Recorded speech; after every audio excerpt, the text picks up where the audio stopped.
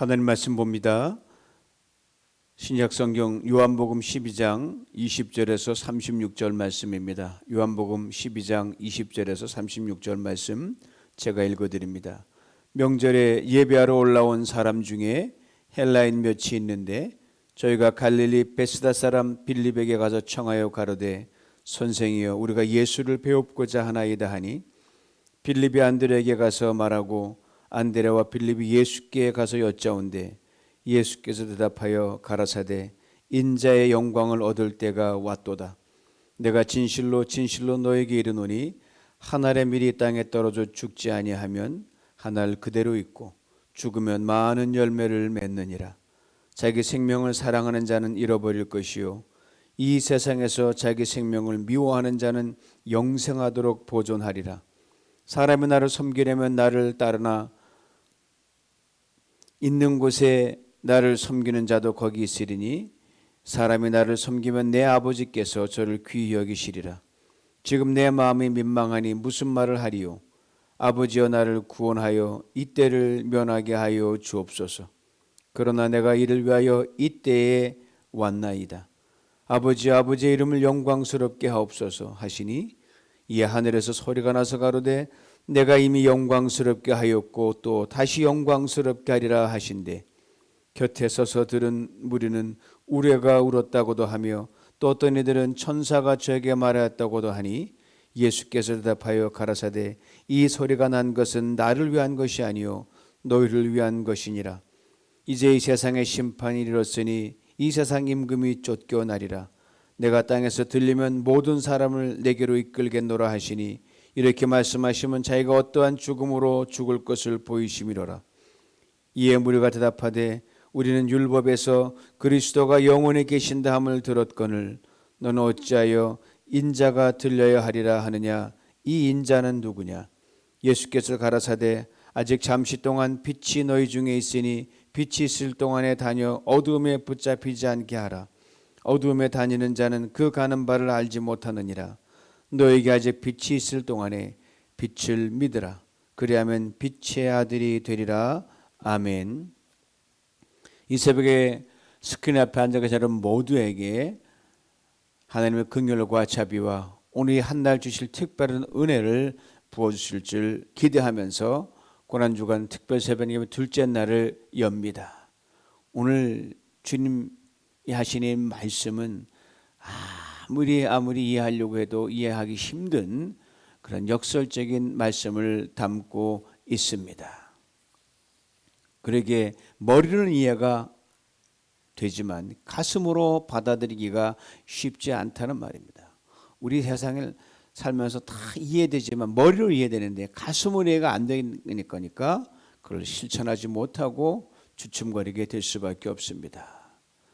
그래서 이 머리에 이해되고 가슴으로 받아들이고 다시 행동으로 옮긴다는 건 굉장히 과정마다 어렵습니다. 그리고 예수님의 역설적인 말씀과 그 말씀대로 그대로 주님이 친히 걸어가신 그 길이 그토록 귀하고 아름답습니다. 예수님은 죽으러 오셨습니다. Jesus came to die. 요즘 현대적인 표현으로 말하면 예수는 죽음의 종결자가 됩니다. 이 종결자를 의미를 가만히 보면 이렇게 참 재미있는 의미로 풀어놨어요. 절대적인 우위를 점할 만큼 월등한 능력을 가진 사람. 죽으러 오셨는데 죽음을 다스렸다는 그런 말씀이니까 우리 예수님 절대 우위를 가지시고 죽음을 정복하실 수 있는 죽음의 문제를 해결할 수 있는 최종 종결자가 주님이시란 말입니다. 인간의 절대적인 갈망인 죽음의 문제 해결. 결국 모든 사람이 끝에 이르러서는 그 너머에 after this 이 다음 뭘까를 놓고 고민하지 않습니까? 그거를 해결할 수 없기에 사람으로는 가능하지 않기에 삶과 죽음의 모든 걸 통치하시는 하나님께 친히 사람으로 오셔서 넘지 못할 사망의 고리를 끊으신 진정한 종결자가 바로 우리 주님이십니다. 오늘 본문 이렇게 시작합니다. 명절 유대인의 유월절 명절을 말씀하십니다. 이 절기를 지키 원경 각지의 수많은 사람들이 예루살렘으로 몰려들고 있었습니다. 예수님의 명절을 제도가 함께 지키시기 위해 예루살렘으로 들어가시는 길이었습니다. 그런데 20절에 보니까 6월절 절기를 지키기 위해 예루살렘으로 올라온 헬라인 몇 명이 있었다고 오늘 본문은 설명합니다. 유대인 디아스포라가 아닌 순수한 이방인으로서 율법을 알고 하나님을 믿고 유대교를 개종한 사람들을 말합니다. 궁금한 게 많죠. 근데 이 헬라인들이 기왕 예루살렘에 왔으니 온 김에 예수님의 소문을 그대로 들은 바요. 많은 소리를 들었기 때문에 한번 만나고 가야 되겠다. 이분이 어떤 분이길래 만나고 가고 싶다. 제자 빌립을 찾아옵니다. 라인을 대는 거예요. 빌립이 헬라어를 할 줄 아는 바이링구얼, 요즘 말하면 1.5세 2세기 때문에 말이 잘 통했던 것으로 보입니다. 이 사람 빌립에게 청을 합니다. 선생님, 우리 예수를 좀 뵙고 가려고 합니다. 이 말을 빌립과 안드레가 가서 예수님께 전하는 거예요. 누가 예수님 좀 보자 그러는데요. 보니까 유대인 같지는 않은데 그래서 예수님이 뜻밖의 말씀하시는 거예요. 인자의 영광을 받을 때가 왔도다. 동문서답처럼 보입니다. 자신을 만나고 싶어하는 헬라인들의 말과는 다소 거리가 있어 보여요. 제자들도 청했던 이 헬라인들도 아마 어리둥절했을 것 같아요.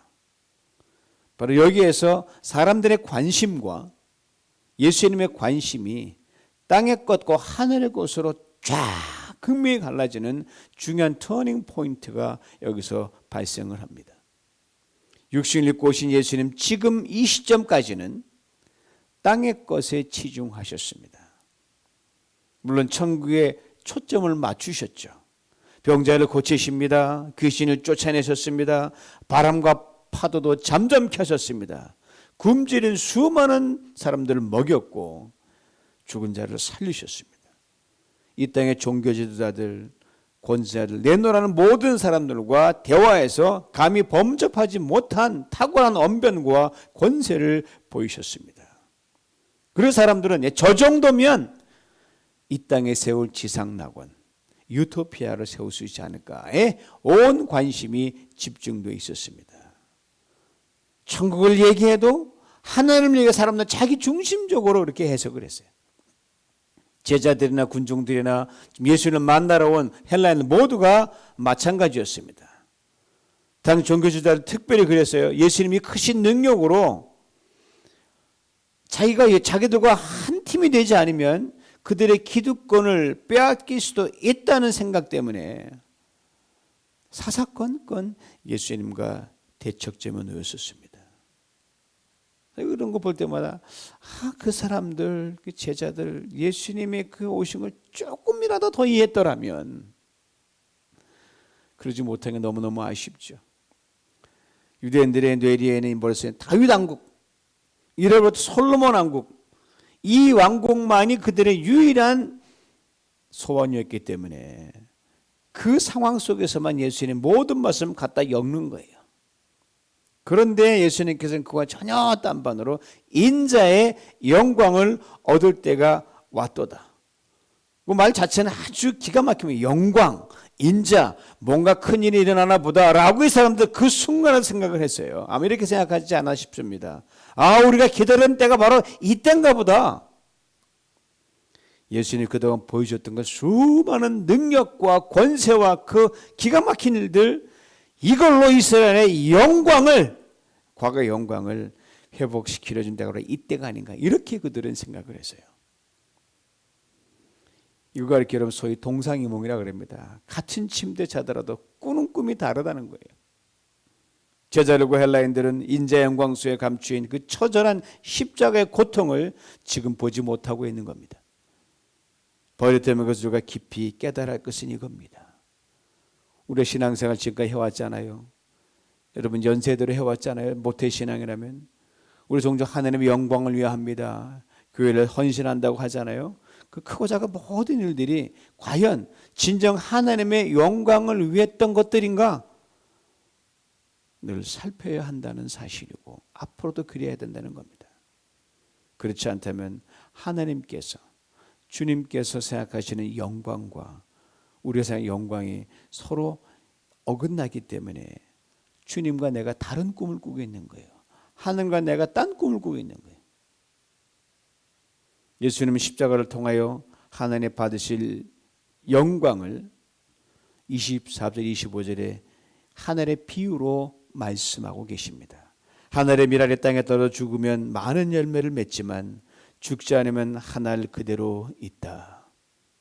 자기 생명을 사랑하는 자는 잃을 것이요 자기 생명을 미워하는 자는 생명을 영원히 보존한다.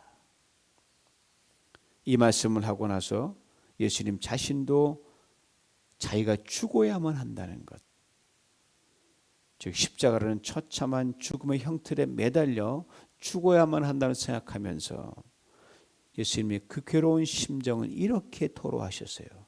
지금 내 마음이 민망하다. 견딜 수 없이 괴롭다는 말이에요.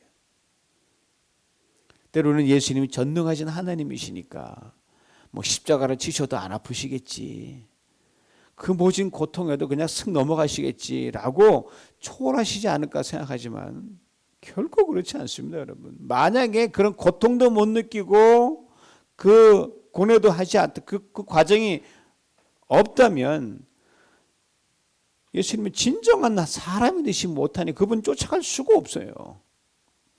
왜요? 주님은 사람이 되셔서 우리 동일한 아픔과 고통과 심지어 죽음의 자리까지 가셔야 진정 사람이시니까요. 성경을 가리켜 히브리서 4장 15절 이렇게 분명하게 증거합니다. 우리에게 있는 대제사장은 예수님은 우리 연약함을 체휼하지 아니하는 자가 아니고 온몸으로 경험하지 아니하는 자가 아니요 모든 일에 우리와 한결같이 시험을 받으시되 죄는 없으시니라. 우리와 한결같이 시험을 받는 자라 했습니다. 우리처럼 사람이 되셨다는 말이에요. 죄가 없다고 했었습니다. 하나님이신 예수님을 말씀하십니다. 얼마나 기가 막힌 말씀인지 몰라요. 성경 예수님께서 이처럼 고통스럽고 괴로워하시는 것을 다 많이 그려내고 있지는 않지만 몇 군데에서 여실히 엿볼 수 있습니다. 먼저는 예수님 십자가 지시기 직전에 겟세마네 동산에서 땀방울이 피로 변할 때 막 힘주면 이 끝에 모세혈관 터져가지고 실제로 피가 되고 코피가 터집니다. 그렇게 막 절규하셨을 때 너무 힘드니까 아버지 하나님 할만하거든 이 잔을 내게서 옮겨 주옵소서, 그렇게 기도하셨습니다. 두 번째는 예수님을 잘 따르던 마리아와 마르다, 오라베 나사로 죽었을 때 마르다의 그 눈물과 슬픔을 아시고 무덤 앞에서 예수님이 우셨고 통분히 여기셨다고 그렇게 성경은 우리에게 증거해 줍니다. 그리고는 그 예수님의 그 오셔서 하는 많은 진리의 말씀을 들어도 귀를 막고 순종하지 않고 곁길로만 가는 그 예루살렘 백성들을 보면서, 하나님의 율법은 하나님의 백성을 보면서 회개치 않음으로 얼마 있지 않아 무너져버릴 예루살렘 성전과 성벽을 보면서 이렇게 통과하시. 예루살렘아 예루살렘아 암탉이 병아리를 내가 너를 품으려고 얼마나 애를 썼더냐. 가슴 아파했던 이런 것들을 성경엔 예수님이 그 사람으로서 느꼈던 그 통분과 그 아픔을 그대로 보여주고 있습니다. 어찌 이걸로 다 설명할 수 있겠습니까? 매일 우셨을 것 같아요.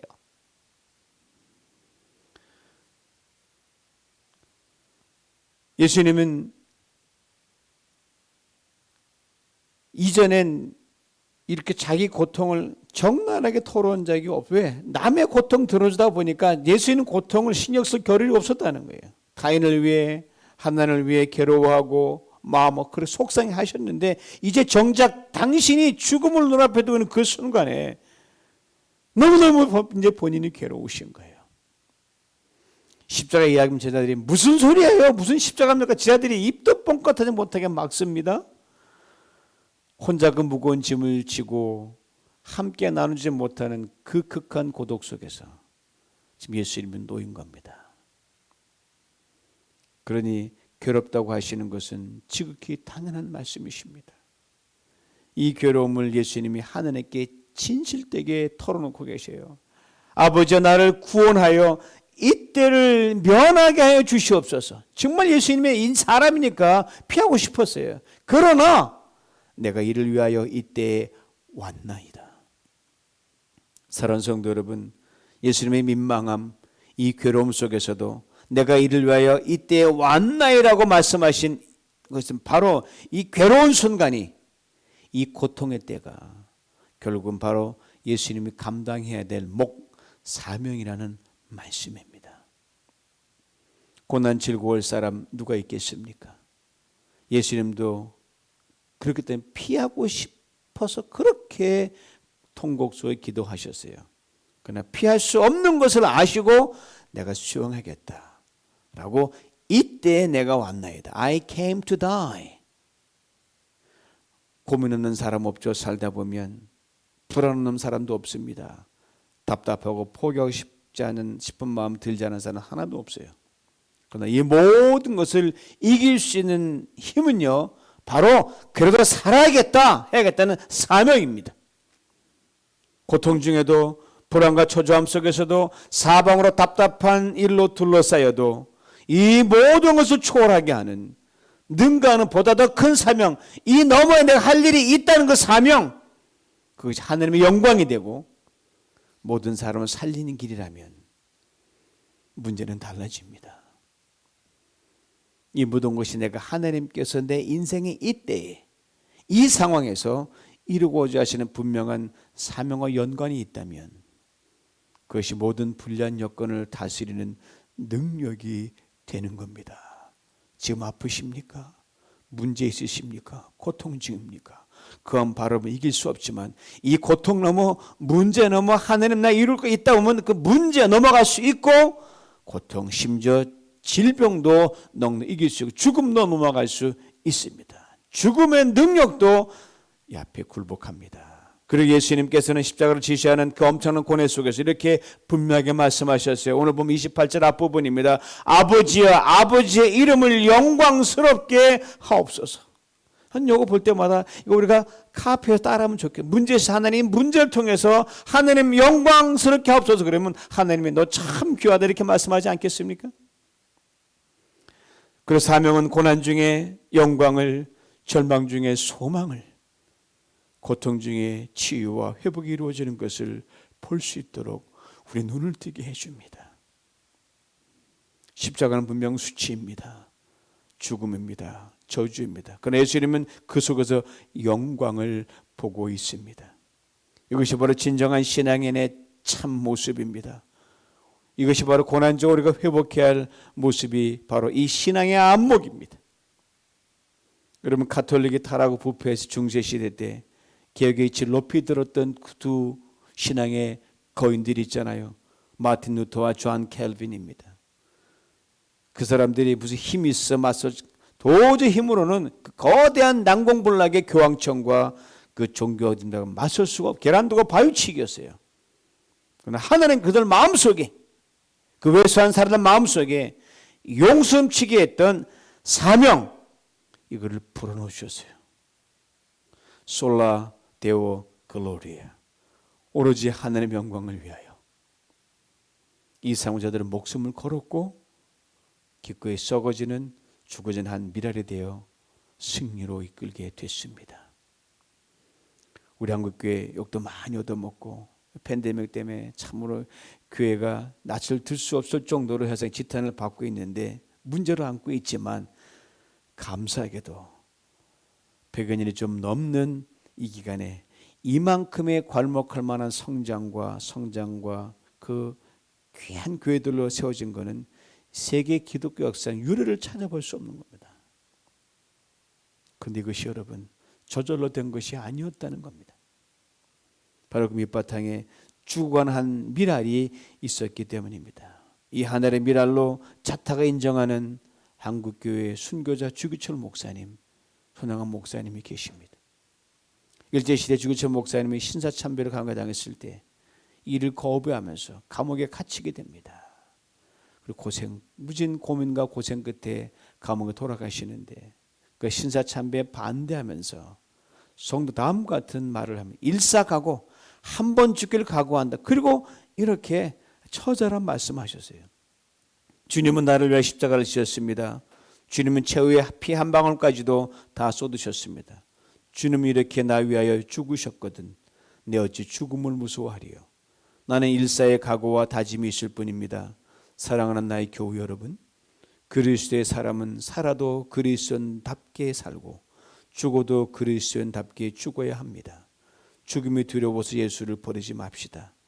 풀의 꽃같이 시들어 떨어질 목숨을 아끼다가 지옥에 떨어질까 두렵습니다. 더럽게 무릎을 꿇고 사는 것보다 차라리 죽고 또 죽어 주님을 향한 각오와 다짐과 정절을 지켜 나갑시다. 다만 나에게는 일사각오의 결의가 있을 뿐입니다. 소나무는 죽기 전에 찍혀야 시퍼렇고 벽화파도 시들기 전에 떨어져야 향기롭습니다. 이 몸도 시들기 전에 주님 제단에 드려지기를 바랄 뿐입니다. 세례 요한도 스데반도 청장년의 때에 뜨거운 피를 흘려 주님을 향한 그 다짐을 지켜 나갔습니다. 엄청나죠? 사랑하는 성도 여러분, 여러분과 저는 우리는 이 지금 죽음의 길까지 강요되는 그런 상황에 예수를 믿는 것이 아니지 않습니까?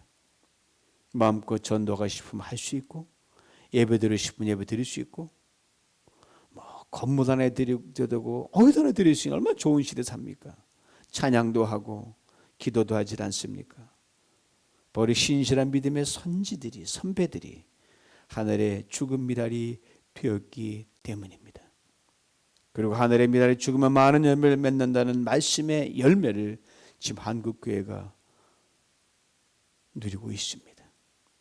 우리 열매가 이처럼 풍성할 때, 넉넉함을 누릴 때 복음의 씨앗을 부지런히 뿌리기를 주님은 원하고 계십니다.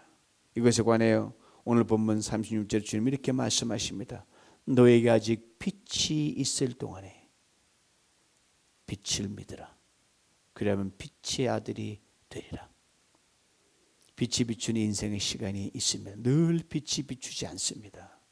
바로 그때가 여러분과 제가 하늘의 사명의 씨앗을 뿌려야 할 때입니다. 아직 우리의 생명이 있을 때가 빛이 있을 때입니다.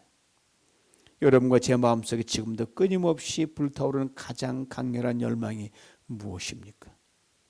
무엇을 하든 미친 듯이 전심을 다해야 되겠지만 바로 그것을 유도하는 저 앞에 사명의 빛은 반드시 사람을 살리는 생명의 역사가 되어야 할 것이며 바로 생명의 역사에 우리의 모든 것이 죽어지고 바쳐지고 쓰여진 하늘의 미랄이 되는 겁니다.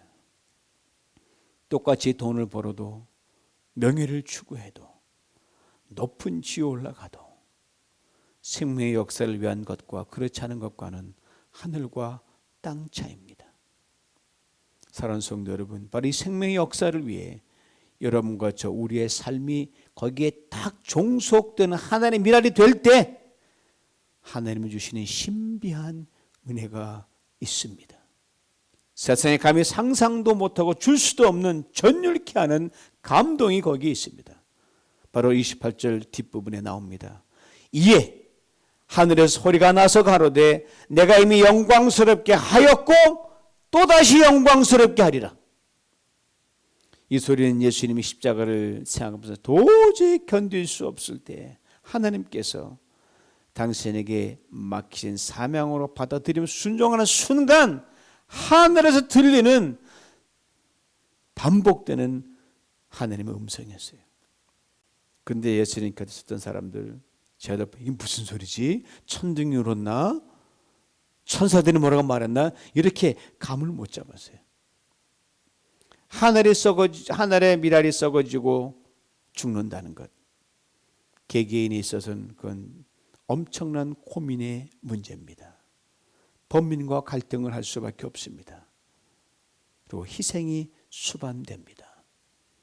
상황에 따라서는 정말 목숨을 걸 수도 있습니다. 하나님이 괴로움, 수고, 헌신 모르시겠어요? 외면하시겠어요? 결코 모를 리 없습니다. 예수님이 들었던 분명한 하나님의 음성을 성령께서 그려하고자 하는 그 사람에게 심령 깊은 곳에 강하게 들려주십니다. 오늘 본문처럼 거창한 성경 말씀 아니더라도 저거 이렇게 분명하게 말씀을 주실 거예요. 그래 내가 내 헌신, 내 희생, 사명한 너의 번민, 나의 영광을 위한 것으로 내가 하늘 보좌 내가 접수한다. 이것보다 큰 응답이 어디 있습니까? 지금 팬데믹을 하지 못하지만 팬데믹 이전에 마켓 전도할 때 저는 매주 나갈 때마다 이 음성 선명하게 들었어요. 그 힘으로 전도할 수 있었어요.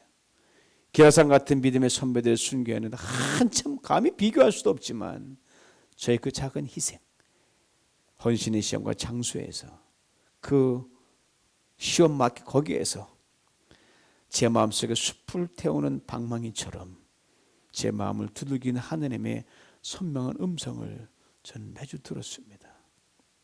내 수고 내 헌신 내가 한다. 내 인생 내가 책임지마. 내 사역 내가 책임지마. 내 교회 내가 책임진다. 그냥 뭐 다 얻은 것처럼 기뻤어요. 현실은 여전히 변한 거 없지만 마음은 충만했습니다. 살아온 성 하나님을 위해 내 시간을 죽이면 희생하면 하나님께서 훗날 당신의 더 귀한 시간으로 반드시 돌려주십니다. 하나님은 내 물질을 죽이면 희생하면 하나님은 훗날 당신의 더 귀한 물질로 반드시 갚아주십니다. 하늘에 나의 소중한 것을 죽이고 희생하면 하나님이 훗날 당신의 귀한 소중한 것으로 반드시 되갚아 주십니다. 십자가가 클수록 번민도 분명 큽니다. 하나님의 음성과 우리를 책임지는 확신 또한 동일하고 더 크게 우리에게 들립니다. 주님의 고난의 십자가를 묵상하는 이 시간, 우리 또한 우리들의 삶에서 각자가 감당해야 하는 하늘의 미랄의 번민과 고통을 넘어 하나님의 영광이 이르는 것을 믿음의 눈으로 분명히 바라볼 수 있기를 원합니다. 바울의 다음에 고백을 들어보셔요. 내가 그리스도와 함께 십자가에 못 박혔나니 그런 얘기 전 내가 산 것이 아니요 오직 내 안에 그리스도께서 사신 것이라.